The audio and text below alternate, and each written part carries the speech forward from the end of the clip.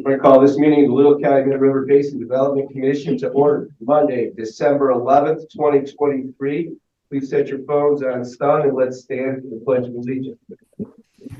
I pledge allegiance to the flag of the United States of America, to the republic for which it stands, one nation, under God, indivisible, with liberty and justice for all.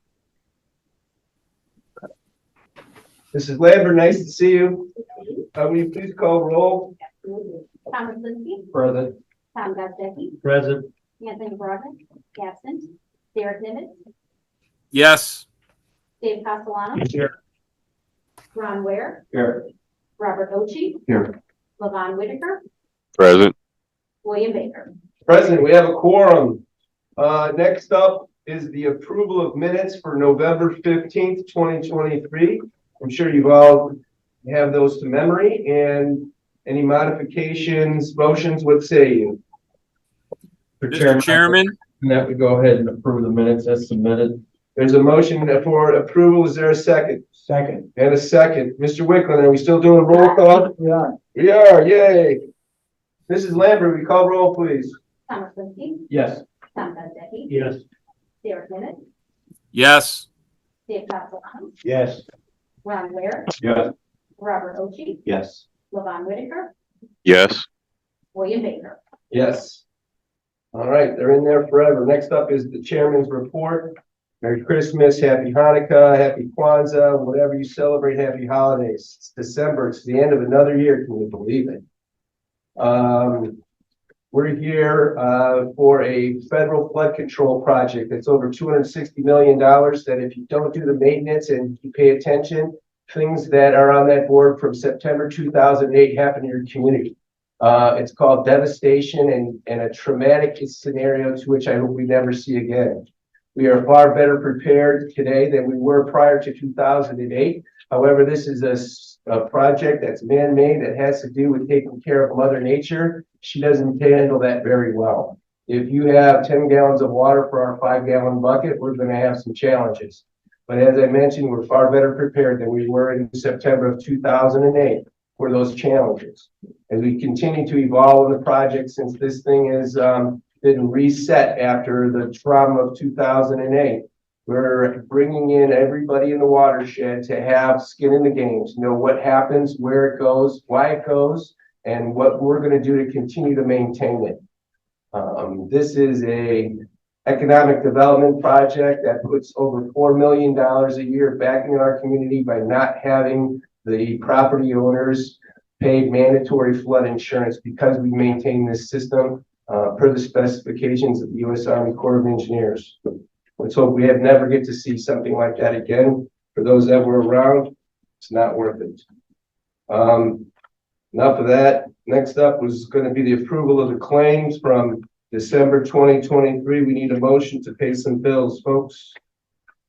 Chairman, I'd like to make a motion to approve the claims for December in the amount of $738,593.34. There's a motion. Is there a second?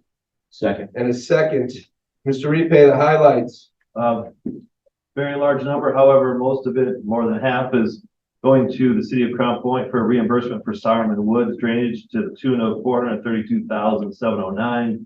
That project is almost wrapping up. We still have some money that we have to pay them out, but that's the first draw that they've had in a few months, Mr. Chairman. And then we'll go with Lake County Parks for Three Rivers. That was an application. That was a reimbursement for the demolition of the buildings, asbestos, and removal of the fence.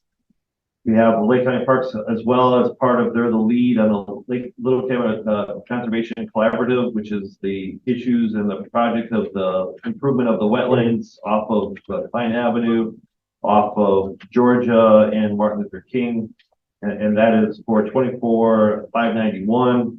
We did a 6 mowing, which is an all-time high for us here, although we caught some warm weather in November, and because our inspections are in March, we went and got that finally cut for $27,500, and then our reimbursement to the Hammond Sanitary District for $26,445.09 for their CSO treatment facility, and Austrian equipment for Hart Ditch stabilization phase 2, which, by the way, phase 3 bidding out will be awarded or at least opened on this Wednesday. So, Okay, any questions for Mr. Repay on the bills?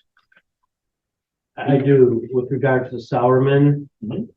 In looking at the detailed cost and invoicing submitted from Austrian equipment, there are some items that have a little or no billing against them. Is that work that's yet to be completed, or is that work that's now out of scope? since you have them, what are those items? So let's look at example, 18-inch reinforced concrete pipe storm sewer. That hasn't been installed yet. Has not yet, but it does remain to be installed. Correct. Same with the concrete removal, sidewalk removal. The concrete removal, that should all be in there, but I don't think it qualifies under our application for removal. If you remember, they had some recreational components in there that we did not want a part of the flood program. That might be picked up by something else. Okay, thank you. Any other questions for Mr. Repay regarding the bills? Online, nobody? All right, we have a motion and a second. Mrs. Lambert. Thomas Linsky, Yes. Tom Bezzetti, Yes. Derek Nivens, yes, Dave Castellano, Yes. Ron Ware, Yes. Robert Oshie, Yes. Luke Whitaker, yes, David Baker. Yes, moving right along. Next up is the executive director's report. What's going on in the field, Mr. Repay? Besides what I've already gone over, we instituted some levy security to help, since it's hunting season. And we've had some various people that we've run into, and every morning at about 7 o'clock, I get phone calls from either DNR or from our things explaining if someone's allowed or not allowed. That was pretty successful, but that has concluded as of this past weekend, unless you wish to extend it. Unfortunately, we had a situation this past Saturday where there was, I'm sorry, before you move Yes. on to another subject. Yep. And I'm not familiar with this, is hunting season officially over? Is that why we're not doing it anymore No. for security? it's not over, but I think most of the people have gotten the point. We had some individuals, one individual said that Dan Repay had said that they could do it. Funny. But we just figured that at the hunting season, I believe, was the 18th of November, was deer season. We went a lot around Thanksgiving, figuring there'd be people, and there were. And then there's some sporadic situations where people are trying to necessarily skirt the law. I have a meeting with NIPSCO and DNR, since NIPSCO, besides us, NIPSCO is the largest landowner near the river. And we're going to discuss on ways to better secure it, sign it, and then allow DNR to do some more aggressive controls. But like I said, if you want to continue, I mean, we can. We've really limited just the weekends and in the morning, because typically that's where the hunters have been coming out, is early in the morning. So we actually had an individual who was hunting on a property, said he had permission, didn't have permission, then he moved to a private person's land just north of our levee, and is, I don't know, somehow shooting a bow and arrow within 300 feet of a house. But we've let, conservation officers and the Gary Police Department deal with that, because it's not necessarily on our property. It was my recollection that we were not allowing hunting because of all the mitigation work and the new plantings that we had along all of this area. Correct. Now still with the warm weather, I'm just trying to see why we're not stopping them continually until hell freezes over. I don't know when that is. I was just sort of trying to just be conservative with it. But if you want to continue it till a certain point that you feel, I mean, look, I will tell you, they've helped out beyond the hunting. Matter of fact, this past Saturday, when there was an unfortunate situation with the individual in the river that was deceased, we pulled up on an individual that was burning copper wire, the insulation off the copper wire, in the middle of the river. Now, to his surprise, there was 4 squad cars and me pulling up on him. So, I mean, I imagine on a Saturday morning at 10:30, he wasn't necessarily expecting it. But I can tell you this, I probably think that he'd think twice before doing that again. We've had a stolen vehicle that they found. illegal drug use and possibly making of, you know, I mean, there's some stuff, and we're working with NIPSCO because some of it is happening on their right of way. The fly dumping has occurred, so it's really your guys' decision. I just felt like, I think after the first 3 or 4 weeks, we sort of got the word out. I don't necessarily, if you're gonna be able to stop all the individuals that necessarily want to do this, forever. I mean, I can tell you, it's definitely opened some people's eyes. Okay. All right, to be continued. Yeah. But we've talked about Sovereign Wood, they talked about briefly about hard ditch stabilization, that bid being open, this Wednesday at the commissioners meeting. We have advisory board applications. We've had a meeting. We have 5 applications. They will probably start being presented to you, in the January meeting, and then break up and do some more work in the February, because we just don't want to have 5 separate or Please manage those applications so we don't get slammed with all 6 of them at the same you're time. probably gonna get 2 in January and 3 in February, because they are the same engineering firm and they're the same geographical location, so it sort of will be easier for you to manage. And then the Deep River watershed study, which is ongoing, and we'll probably have, you know, we won't have it during this month, but our next meeting, I'm sure I'll have something to report in the January meeting as to initial findings, especially around Turkey Creek and Big Beaver Dam ditch. So that's really the high points. We continue to do maintenance. We continue to do tree removals and stuff like that. So trying to unclog issues. We had talked about some of the priority projects that we were doing and starting to introduce those to the representatives of the advisory board. Would that be the next meeting to start introducing those, or are we still just gonna play defense as they keep bringing them to us? Well, we told them about this at our meeting in last week, that we would start being offensive if they don't come in with projects that are currently on their watershed Okay. plan. And if they're not on the watershed plan, because things change and new priorities happen, that's fine, but So are there any projects on the list that we've been talking about, that are in the jurisdictions of the 6 who are gonna be coming to us with applications? try that again, I mean. So some of the projects that are on our list, are any of them in the municipalities that are submitting applications in the next 2 months? I believe Griffith has them, yes. Okay. It would be Griffith Griffith and the county would both have. Flag those, and then we'll have that conversation to introduce those as part of the program. Yeah, Because I'm sure those are significantly bigger pictures than whatever we're gonna be. Cherville's a maintenance one, Maryville may fit under that umbrella. Not 100% certain. Thank you. Any other questions for Mr. Repay? What's going on in the field?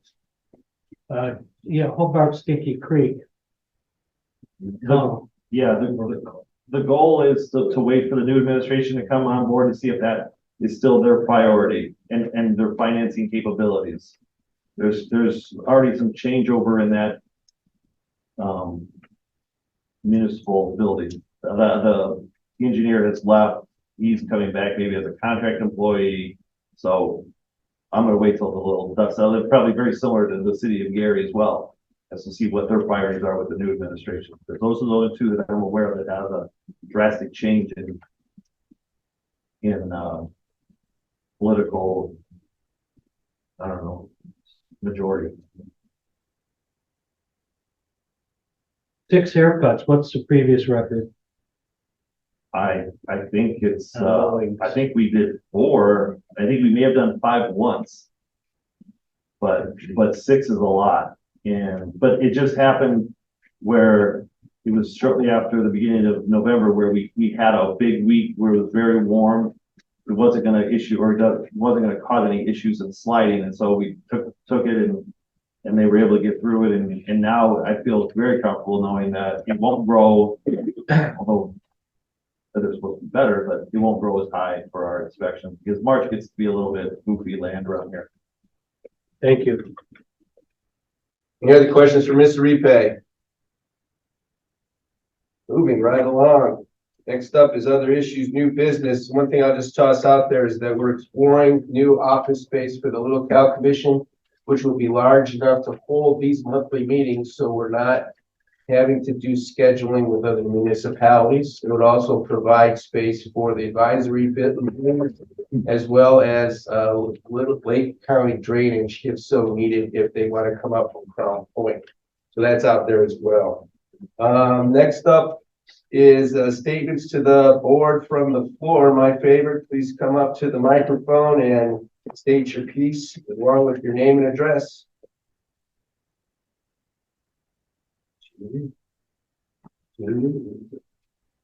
Oh, nice.